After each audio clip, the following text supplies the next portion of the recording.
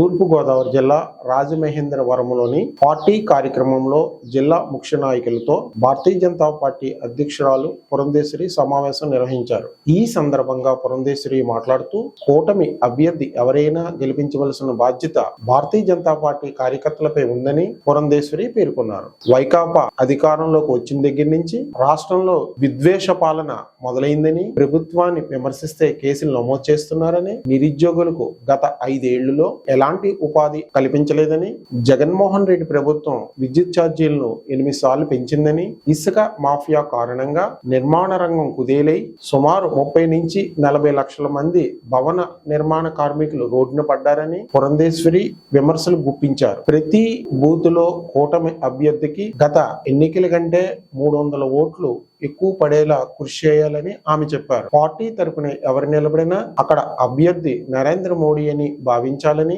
నాయకులకు ఆమె సూచించారు. ఆంధ్రప్రదేశ్ భారతీయ జనతా పార్టీ ఇన్ఛార్జ్ సిద్ధార్థనాథ్ సింగ్ మాట్లాడుతూ, రాష్ట్రంలో డబుల్ ఇంజిన్ సర్కార్ వస్తే అన్ని సమస్యలకు పరిష్కారం లభిస్తుందని ఆయన పేర్కొన్నారు. కూటమి ప్రభుత్వంతోనే పోలవరం ప్రాజెక్టు సాధ్యమని ఆయన స్పష్టం చేశారు.